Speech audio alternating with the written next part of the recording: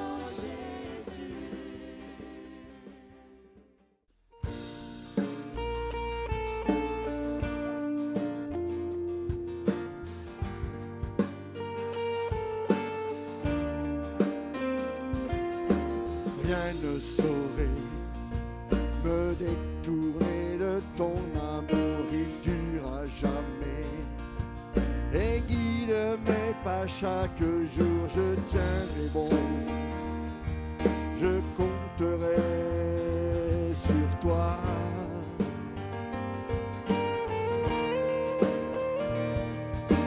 Rien ne saurait restreindre ta fidélité, ta grâce, je sais, m'entoure dans l'obscurité. Je tiendrai bon, je compterai sur toi.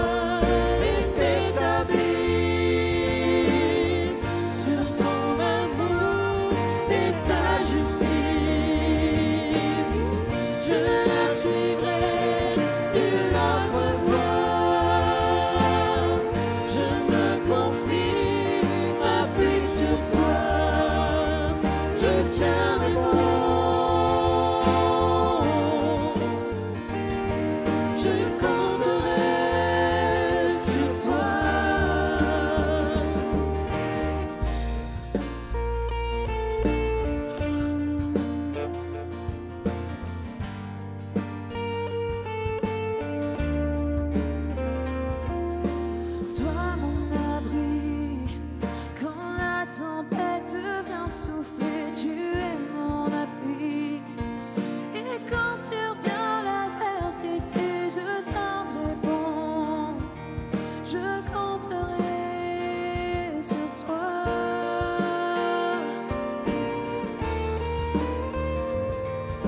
Je ne peux saisir tes voies, mais je me confie en toi. Tout mon espoir est établi sur ton amour et ta justice. Je ne suivrai nulle autre voie. Je me confie, m'appuie sur toi. Je tiendrai bon. Je compterai sur toi. Tout mon espoir est établi sur ton amour et ta justice. Je ne suivrai nulle autre voie. Je me confie, m'appuie sur toi. Je tiendrai bon. Je compterai sur toi. Je tiendrai bon. Je compterai sur toi. Je tiendrai bon. Je compterai sur toi. Je tiendrai bon. Je compterai sur toi. Je tiendrai bon.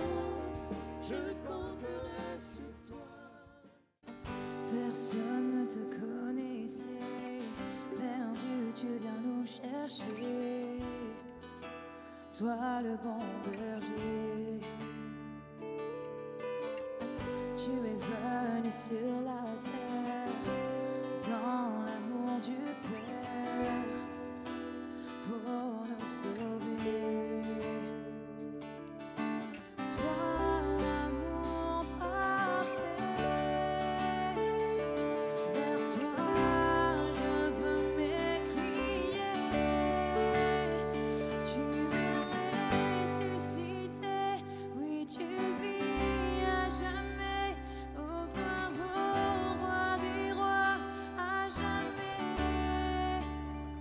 Tu es ressuscité, oui tu vis à jamais. Ô gloire à mon sauveur parfait, à jamais.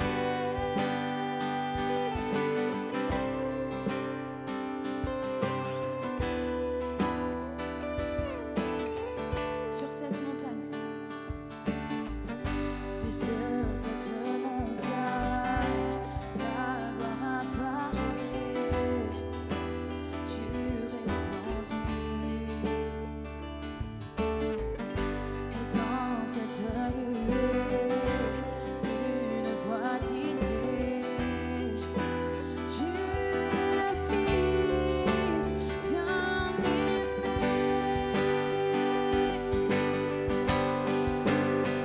Tu es ressuscité, oui tu vis à jamais.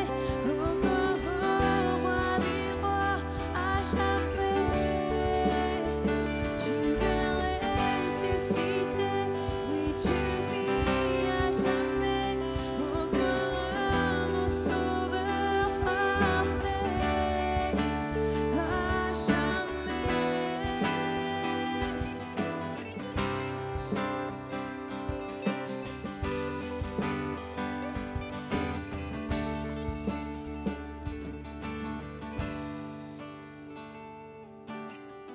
Maltraité, humilié, sur cette croix ton sang a coulé.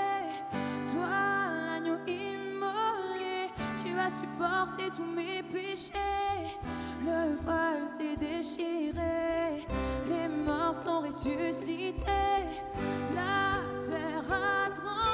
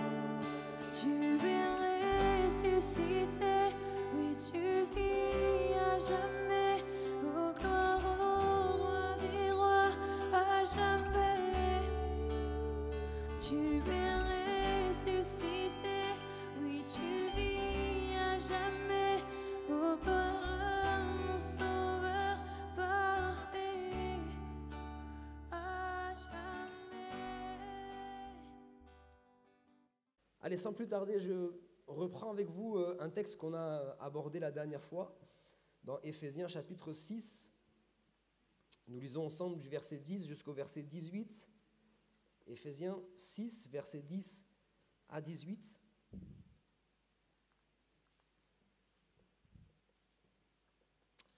Au reste, fortifiez-vous dans le Seigneur et par sa force toute puissance. Revêtez-vous de toutes les armes de Dieu afin de pouvoir tenir ferme contre les ruses du diable. Car nous n'avons pas à lutter contre la chair et le sang, mais contre les dominations, contre les autorités, contre les princes de ce monde de ténèbres, contre les esprits méchants dans les lieux célestes.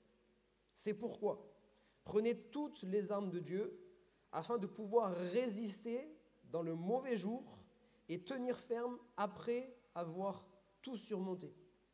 Tenez donc ferme, ayez à vos reins la vérité pour ceinture, revêtez la cuirasse de la justice, mettez pour chaussure à vos pieds le zèle que donne l'évangile de paix, prenez par-dessus tout cela le bouclier de la foi, avec lequel vous pourrez éteindre tous les traits enflammés du malin.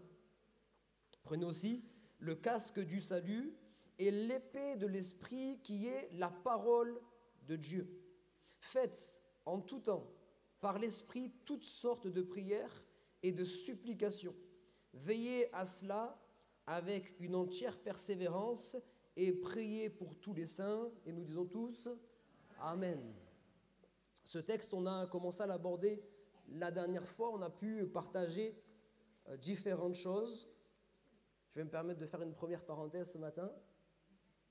Vous savez, je déteste les discours moralisateurs ou culpabilisateurs. Ça existe ou pas?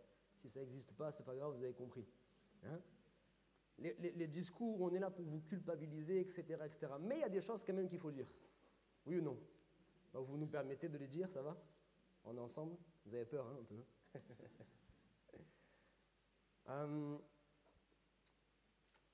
Quand on vient à l'église, particulièrement le dimanche matin, on vient pour des raisons particulières. Vous savez, chaque réunion a son but. La réunion de prière, on vient pour prier, on vient pour intercéder les uns pour les autres, on vient pour combattre, etc., etc. Il y a aussi l'enseignement de la parole pour nous édifier. La réunion d'évangélisation, l'objectif, eh bien, c'est d'annoncer l'évangile par différents moyens, par des chants, par des témoignages, la prédication de la parole, etc., etc. Okay. Et le dimanche matin, c'est un culte d'adoration. Amen.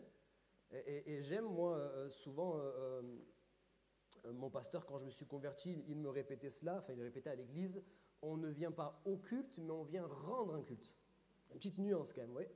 Et c'est très intéressant, parce que quand on vient au culte, on vient justement, normalement, par exemple, première parenthèse dans la parenthèse, le groupe de louange n'est pas là pour nous remplir de la présence de Dieu. Même si la louange, certaines fois, au travers de la louange, ça nous permet d'être remplis de sa présence, etc. Et des fois, on vient à sec et on attend le temps de louange pour être rempli. Encore une fois, jamais vous, mais moi, c'est pour ça que je vous en parle. Alors, ça, c'est pas vraiment, bien évidemment, quand c'est le cas, et la grâce de Dieu fait qu'on vient à sec et puis le Seigneur vient nous remplir, mais normalement, dans l'idéal, on vient le dimanche matin déjà rempli de la présence de Dieu et on vient déverser notre louange à Dieu. Amen pour ça. Maintenant, quand on vient à l'église également le dimanche matin, le Seigneur veut nous édifier, nous encourager, nous enseigner. Et de moins en moins, je ne ferai pas le sondage, j'ai peur de la réponse du sondage. Mais de moins en moins, les personnes, les frères et sœurs viennent à l'église avec leur Bible. On ne fait pas le sondage, on est d'accord, hein? Je ne vais pas dire levez vos Bibles là. Ouais, il y a le téléphone, il n'y a pas de souci. Ça, c'est sûr, au moins tout le monde aura le téléphone. Mais de moins en moins, on vient avec notre Bible. Et là, je dis là, c'est pour moi, hein, c'est pas sous forme de culpabilité ni quoi que ce soit pour vous faire la morale, mais pour moi, c'est déjà la base. Maintenant, deuxième chose, quand on vient, c'est comme si on habite loin d'une source d'eau, imaginez. Hein, on habite dans un village, imaginons, loin d'une source d'eau, on va se déplacer jusqu'à la source d'eau et on vient avec rien. Alors oui, tu vas te déplacer, tu vas boire à la source, ce sera bien, tu vas prendre des forces, mais je ne sais pas en fait, puisque tu viens à la source, viens avec des seaux, viens avec des bouteilles, viens avec des choses pour pouvoir non seulement te rassasier maintenant, mais repartir avec des choses pour pouvoir te rassasier les jours qui suivent. Yes?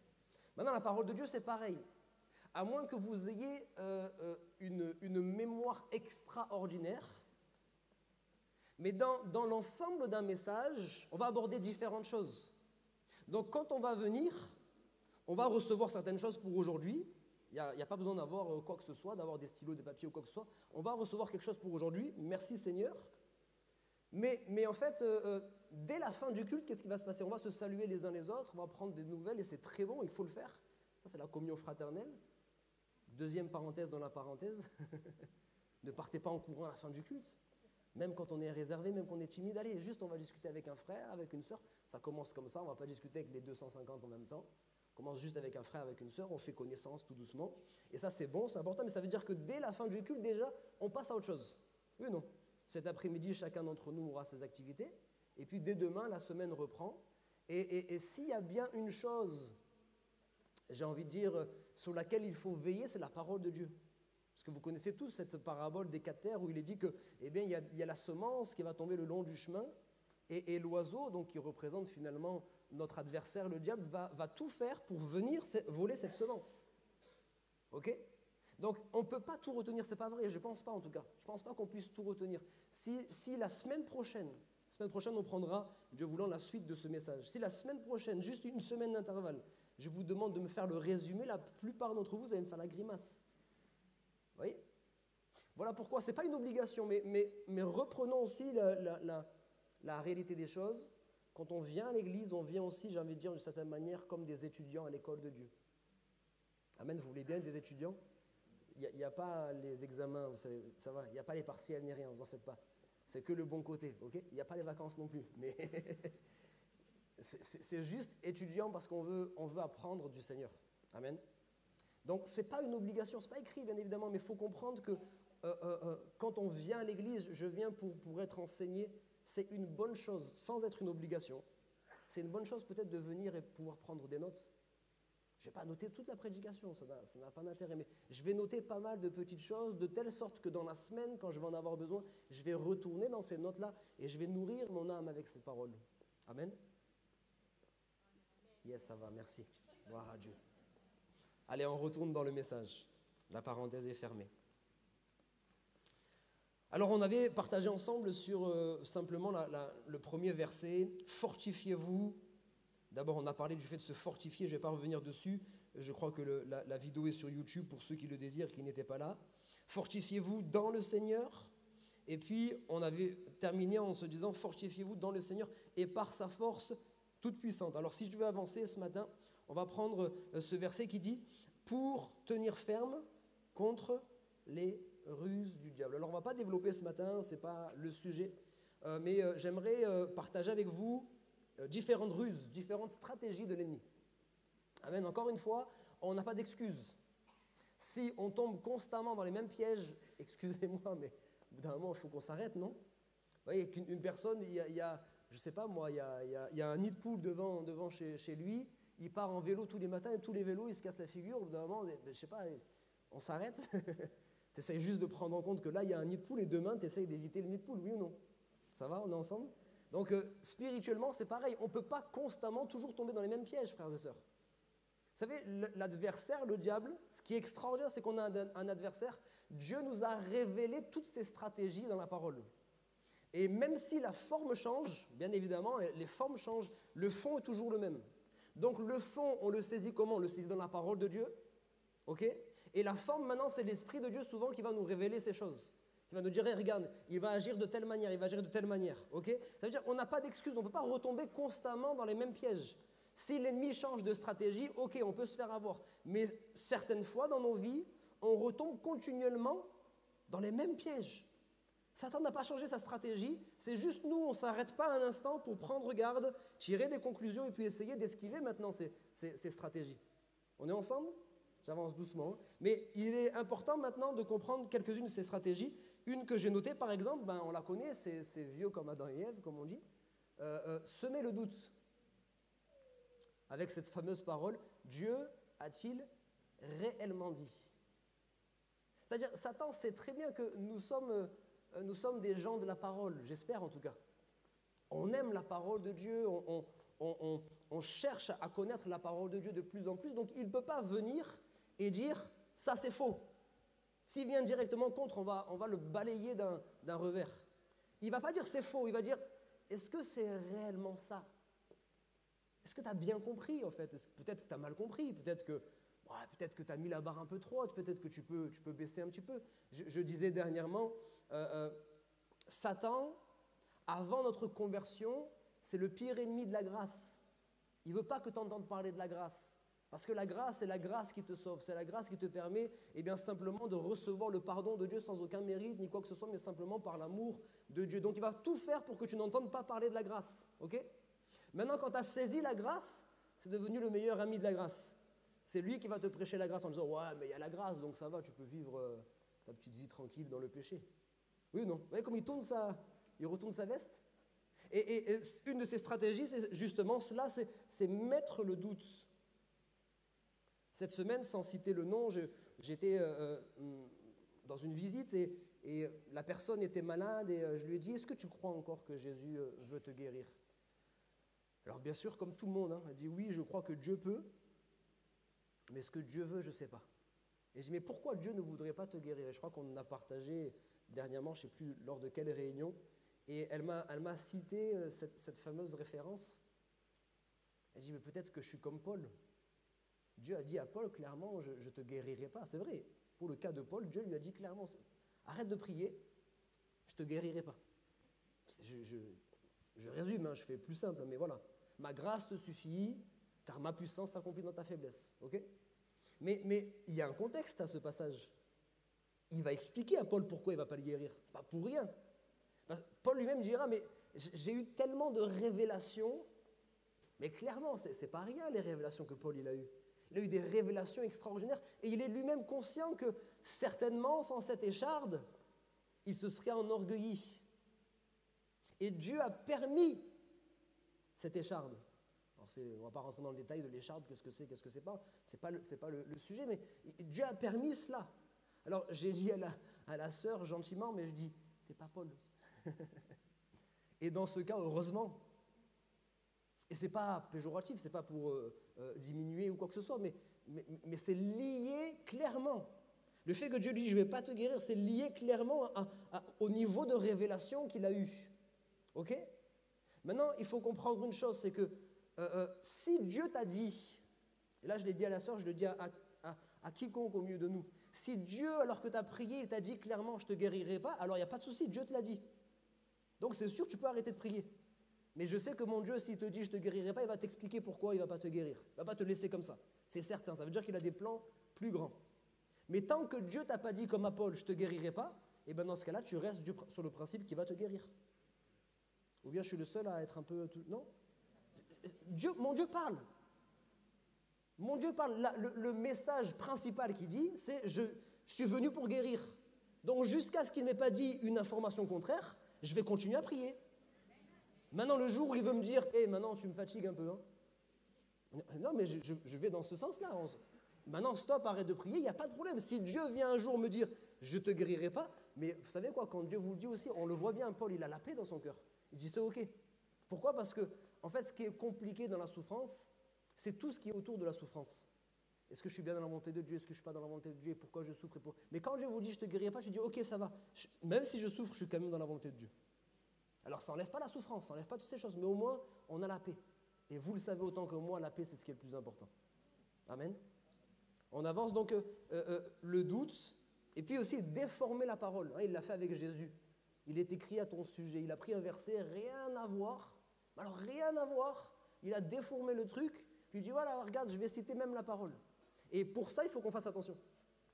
Ok? Parce que de plus en plus, il y aura des faux enseignements. Et les faux enseignements, dans les faux enseignements, vous savez quoi? Il y a peut-être, je donne des chiffres comme ça, il y a peut-être 95% de vrai, mais 5% de mal. J'ai envie de dire, même s'il y a 99% de vrai et 1% de mal, ce mal-là, un peu de levain, fait lever toute la pâte. Et vous savez, ce qui est très intéressant, c'est que on parle de semences, quand on parle d'enseignement, Ce qu'il y a, c'est que quand on va entendre un mauvais enseignement, va pas y avoir d'effet tout de suite dans notre vie. Parce que c'est une semence. C'est tombé en terre. Sur le moment, à la fin de la prédication, il n'y a pas forcément tout de suite un effet où il n'y a rien. C'est en terre. Mais avec le temps, ça germe, et un jour, ça finit par porter du fruit. Vous êtes avec moi? Voilà pourquoi il faut faire attention avec ces faux enseignements. Il faut qu'on puisse être quand même affermi dans la parole, il faut qu'on ait du jugement. Et quand on a le moindre doute, il faut qu'on discute avec des frères et sœurs, avec le pasteur s'il faut, ou qui que ce soit, mais on discute avec des frères, des sœurs qui sont affermis dans la parole. J'ai entendu ça, j'ai un petit doute, qu'est-ce que tu en penses? On partage ensemble. Puis la personne a dit, ah non, je suis comme toi, là, j'ai un doute, je ne pense pas que ce soit une bonne chose. Vous voyez ce que je veux dire? Donc on a besoin de veiller aussi sur ce que l'on reçoit, sur l'enseignement que l'on reçoit, et parce que la stratégie de l'adversaire, elle est toujours la même, la forme change, les deux fausses doctrines changent, etc., mais le fond, il est toujours le même. Deuxième stratégie de l'adversaire, c'est l'accusation, ça on connaît. Hein. Il est là constamment pour nous accuser, constamment pour nous accuser, constamment pour nous accuser. Il est là pour nous rappeler des choses que Dieu même a oubliées. Je donne un témoignage sans rentrer dans tous les détails parce que ça m'a marqué. Un jour, alors que je venais de me convertir, je pense que ça faisait déjà 2 ans, 3 ans que je m'étais converti, et je faisais tout pour que mes petits frères, qui malheureusement avaient suivi ma première voie, la mauvaise voie, vous voyez. Mes petits frères avaient suivi la mauvaise voie, ils étaient en train de faire les mêmes choses que moi, surtout le dernier, le petit. Donc ils étaient dans la violence, etc., etc. Et je faisais tout pour leur parler de l'évangile, je faisais tout pour leur montrer que j'avais changé, etc., etc. Et un jour, vous voyez comment il est bon l'ennemi? Mes frères tombent sur Internet, comme quoi il faut faire attention avec Internet, mais ce n'est pas le sujet encore, sur une vidéo où je suis en train de faire du mal à un autre garçon. Et eux, ils voient cette vidéo un peu, mais eux, ils ne sont pas chrétiens. Eux, ils voient cette vidéo, ils sont fiers limite. Waouh, c'est notre grand frère, c'est ceci. Il m'envoie cette vidéo, l'effet que ça a eu sur mon cœur. J'ai eu une honte, mais vous ne pouvez même pas imaginer. Pendant 3 jours, j'étais lourd. Pendant 3 jours, je me sentais sale, je me sentais moins que rien, je me sentais nul, je me sentais méchant, mauvais, j'étais mal.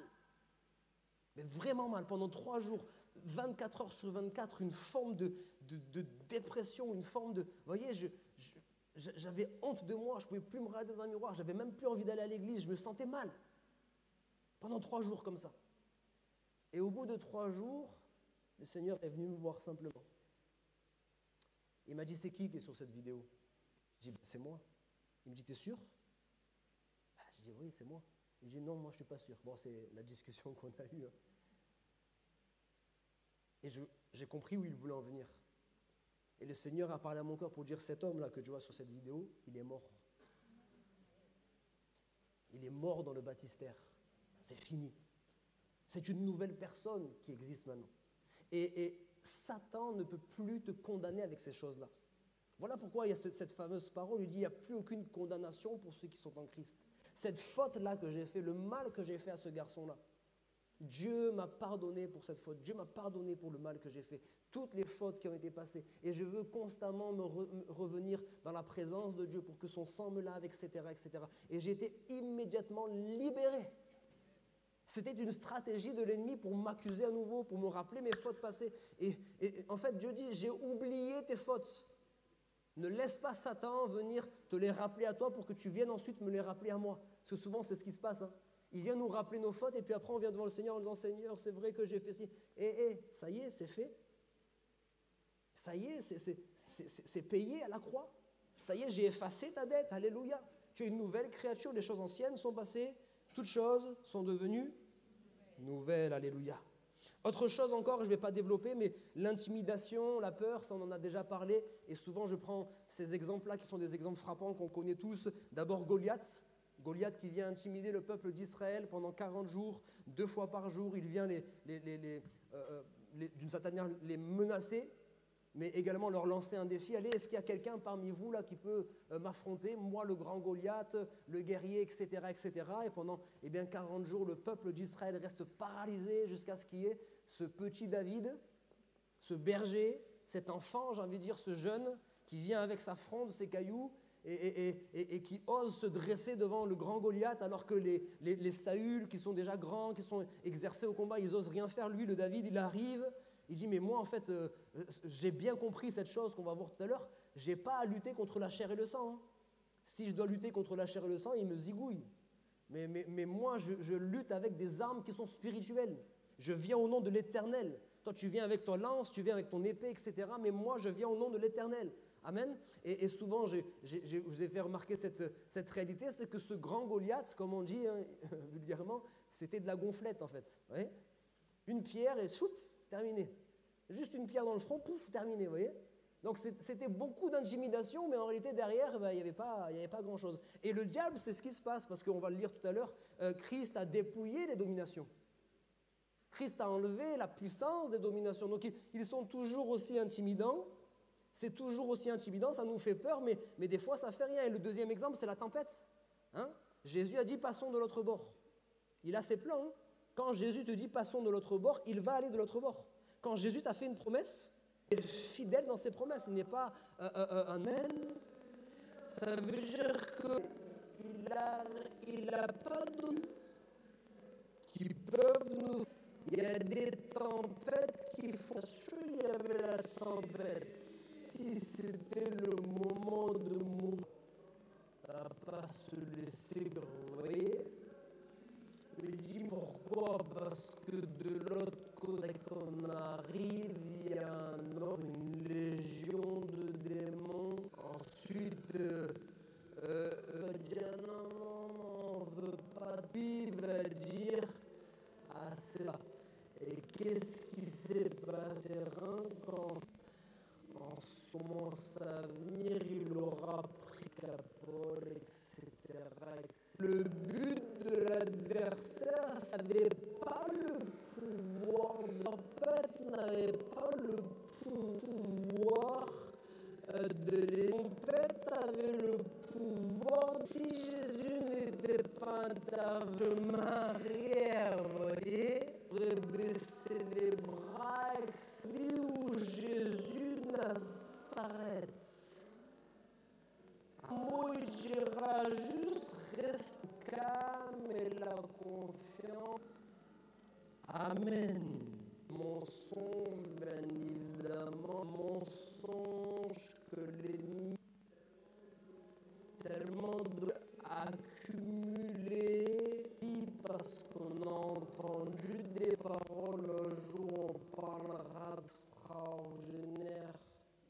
À mon épouse Folky, quand les chantes elles sont ce genre de parents, c'est que j'en peux plus de celui-là, je parle des trois, mais peu plus.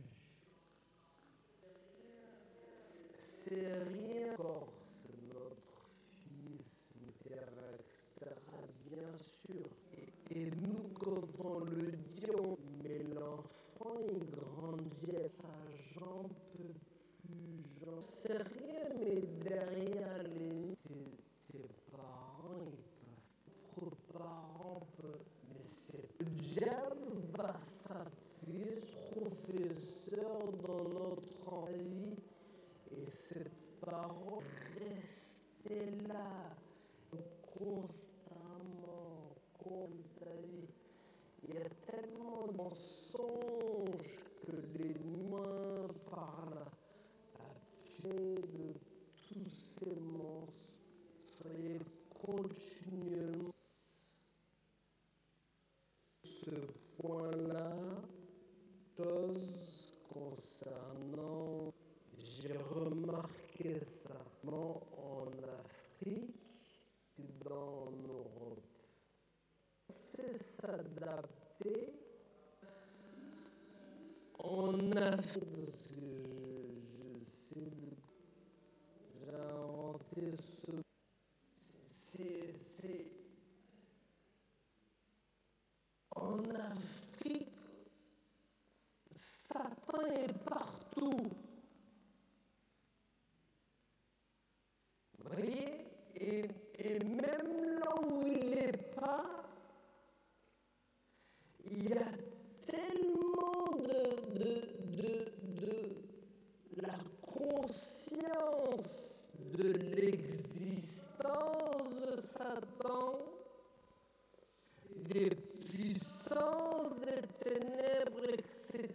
etc., que il y a de la superstition, même des fois, il n'y est même pas à Satan, et on dit Satan, et lui, il reste tranquille, il n'a rien à faire. Il agit même pas, et déjà, on met des choses sur son compte. Je donne cette image, parce que ça m'avait fait rire.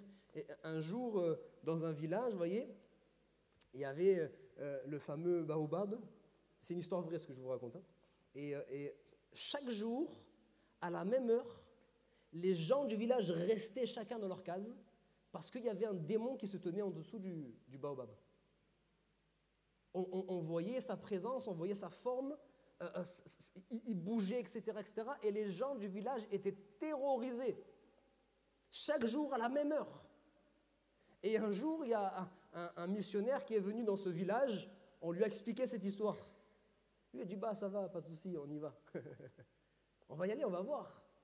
On n'a pas à craindre les puissances des ténèbres. Moi, celui qui est en moi, il est plus grand que celui qui est contre moi, donc il n'y a pas de souci, j'y vais. Il y va, il attend, il ne voit rien. Et puis, il y a un problème, pourtant j'ai en plus du discernement, il ne voit rien. Et il retourne voir un monsieur du village, il dit, viens avec moi, t'es avec moi, mais juste je veux que tu me montres. Il retourne. Il dit, mais pasteur, vous ne le voyez pas là? Alors là, il dit, vraiment, j'ai plus aucun discernement. Vous ne le voyez pas là, vous ne le voyez pas? Il montre, et en fait, vous savez ce que c'était? C'était l'ombre d'une branche. Et pourquoi toujours? Par rapport à la position du soleil, à cette heure-là, il y avait l'ombre de la branche, ça bougeait, et ça faisait une forme effectivement un peu, vous voyez? Et les gens pensaient que depuis des années, Satan était là, mais laisse-le tranquille, tu sais, il n'est pas partout. Hein. Allez, deuxième chose, je veux casser le mythe. Ça, c'est des choses qui sont théologiques, mais on ne se penche jamais dessus, mais il faut qu'on le comprenne. J'ai entendu tellement de personnes me dire, moi j'ai vu Satan. Excuse-moi de dire ça comme ça, hein, mais tu es privilégié si tu as vu Satan. Parce que Satan n'est pas Dieu, bien-aimé. Satan a voulu se faire Dieu, mais Satan n'est pas Dieu. Ça veut dire, s'il n'est pas Dieu, il n'est pas omniprésent. D'accord? C'est pas comme Dieu, on peut dire, mais quelqu'un le lundi 3 février à 8h09 a rencontré Dieu en Chine, et l'autre en Australie, et l'autre en même temps. Oui, Dieu est omniprésent, pas de problème. Mais Satan n'est pas omniprésent. Ne lui donnons pas des pouvoirs qu'il n'a pas. Satan n'est pas omniprésent. Il va venir devant Dieu en disant « Je me suis baladé sur la terre ». Il ne voit pas tout en même temps, il ne rencontre pas tout le monde en même temps, ni quoi que ce soit. Ok, pour ça, c'est important, c'est des choses, peut-être vous n'êtes jamais posé la question, mais au moins vous savez, on ne va pas lui donner un pouvoir qu'il n'a pas. Ça, donc je disais, c'est en Afrique, j'ai envie de dire, la surcrédulité, le diable est partout, et le diable va jouer de ça, parce qu'il va plonger les gens dans la peur, dans des choses qui n'existent même pas, en fait, finalement. Et ici, en Occident, le diable est nulle part. Sa stratégie là-bas, c'est de se faire croire être partout. Et sa stratégie ici, c'est de faire croire que j'existe pas, en fait, comme si j'existais pas. Mais est-ce que vous pensez que ça empêche qu'il existe quand même? Et qu'il agisse quand même? C'est sa stratégie ici. C'est pour ça qu'on a besoin de parler de ces choses-là. Hein, okay? Certainement pas pour le mettre en avant ni quoi que ce soit, mais on doit parler de ces choses parce que c'est une réalité, bien aimé. Et nous, ici, on va mettre toutes sortes de noms scientifiques, de noms médicaux, de noms tout ce que vous voulez, sur des choses qui, très souvent, sont spirituelles. Et comme on a mis un nom scientifique, on se dit, c'est bon, c'est pas spirituel, c'est scientifique. Ben, pas de souci. Sauf que l'ennemi, il est derrière. On est ensemble? On peut avancer encore un point? Yes? Allez, on va faire court parce qu'il y a les enfants avec nous aussi. Alors, la suite, c'est « Nous n'avons pas à lutter contre la chair et le sang ». On connaît ce passage, on connaît cette parole. Je mets cette parole en parallèle avec une autre parole de Paul, où Paul dira « J'ai combattu le bon combat ». Sous-entendu, amen. Vous allez trop vite, frère. Sous-entendu, il y a un mauvais combat. Oui ou non? Il n'a pas dit « J'ai combattu le combat ». J'ai combattu le bon combat. Donc ça veut dire qu'il y a un mauvais combat. Oui ou non? Maintenant, le mauvais combat, c'est quoi? C'est encore une stratégie de l'adversaire. Une des stratégies de l'adversaire également, c'est, puisqu'il ne va pas combattre contre chacun d'entre nous, il va semer la zizanie, il va semer la confusion, il va semer des querelles entre nous pour que on puisse se battre entre nous. Et quand ça arrive, c'est extraordinaire pour lui. Ça veut dire qu'il n'a même plus besoin d'intervenir. Il reste les bras croisés et il nous regarde en train de nous déchirer entre nous. Et ça, c'est terrible, hein, les amis. Surtout quand ça se passe dans l'église. Il n'a même pas besoin d'intervenir là où encore on dit oui, c'est le diable. Ce n'est pas le diable, c'est toi qui as trop de fierté et qui ne sais pas ravaler ta fierté pour dire c'est bon, c'est pas si grave que ça ce qui s'est passé. Petite parenthèse, ça va arriver, si ce n'est pas déjà arrivé, à mon avis c'est déjà arrivé. Si c'est déjà arrivé, je m'en excuse. Ça va arriver que je vais vous vexer. Mais vraiment, parce que moi, j'ai dit ça à Stéphane cette semaine, il faut que vous soyez tous prêts. Hein. Je suis d'un niveau de tête en l'air, mais hors compétition, les amis. Vous voyez ? Donc, je peux venir un dimanche, là, je sais pas, moi, je suis en train de penser à la personne que je dois avoir après le culte, ou je suis en train de penser à mon message, ou je vais passer devant toi comme ça, là, paf, même pas je vais te saluer ou quoi. Et vous allez vous dire, mais c'est quoi ce pasteur-là ? Même pas il dit bonjour, au moins un bonjour, au moins un petit check. Mais moi, j'ai vraiment, hein, devant le Seigneur, j'ai pas fait ça volontairement. Pourquoi je dis ça ? Ça, c'est l'exemple classique qu'on donne souvent. Hein. Mais avec ça, le diable, il fait des dégâts pas possibles. Ça, c'est juste le premier jour, ok ? Si j'ai le malheur de passer devant toi une deuxième fois sans te dire bonjour, là, tu vas dire, ah, confirmation. Il a quelque chose contre moi. Mais moi, j'ai rien. Donc, tout le culte, déjà, tu vas passer à côté de ton culte. J'arrive pas à être en paix, à louer le Seigneur, alors que j'ai l'impression que le pasteur a quelque chose. Donc là, et maintenant, tu peux compter sur l'ennemi. Hein. Il va te mettre des mensonges dans ta tête. Ah oui, à mon avis, le pasteur, il t'en veut parce que la dernière fois, tu as fait ceci, ou la dernière fois, quand tu as prié, tu as fait ça, Pas du tout. Et vraiment, pas du tout. Mais avec ces raisonnements-là, vous voyez ? Et puis maintenant, il se retire et il va y avoir des querelles. Vous comprenez ce que je veux dire ? Et c'est vraiment important qu'on ne laisse pas de place au diable dans nos relations. Il y a un problème, quel qu'il soit, avec qui que ce soit. On est des hommes avec un grand H, on est des adultes, et surtout on est des frères et sœurs. On y va, on dit, je ne sais pas, j'ai l'impression qu'il y a quelque chose qui ne va pas. Et là, ça te donnera l'ouverture à la communication. Oui, effectivement, tu fais bien de venir me voir. Je suis un peu attristé, vexé, parce que la dernière fois, tu as fait ça, ça et ça. Ah ok, je te demande pardon. Chut.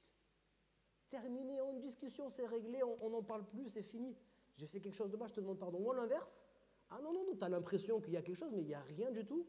Eh ben, pourquoi je lui demande ça ? Parce que tu as fait... Ah non, je suis désolé, je l'ai fait involontairement, inconsciemment. Ça y est, c'est réglé. Il n'y a plus de place. Il n'y a plus de place pour l'ennemi. Mais si on reste chacun sur nos positions, avec nos fiertés, avec nos ceci, ne mettons pas le diable dans l'affaire. Hein. Il n'a rien à voir avec tout ça. C'est notre chair, c'est notre orgueil, c'est notre fierté. Vous voyez ce que je veux dire ? Il faut qu'on brise toutes ces choses-là, les amis. Il faut qu'on brise toutes ces choses-là. Il ne faut vraiment pas qu'on laisse la place à l'ennemi. Une chose, ton ennemi, ce n'est pas ton époux. Les femmes, dites amen. Ton ennemi, ce n'est pas ton épouse. Les hommes, dites amen. Bon, allez. Toi, tu as gagné des points. Hein? Alléluia. Notre ennemi, ce n'est pas notre épouse, ce n'est pas notre épouse, ce n'est pas notre patron, ce n'est pas notre voisin, etc., etc. Pourquoi je dis ça ? Et je sais que ça fait écho dans notre cœur, parce que quand on dit ennemi, bien évidemment, on ne considère pas directement notre époux, notre épouse, notre patron, etc., comme nos ennemis, mais on agit comme si on était des ennemis. Ouais, mais c'est mon mari, c'est pas possible, avec son caractère et ceci, cela. Ouais, mais c'est ma femme, et ouais, mais c'est mon patron chaque jour.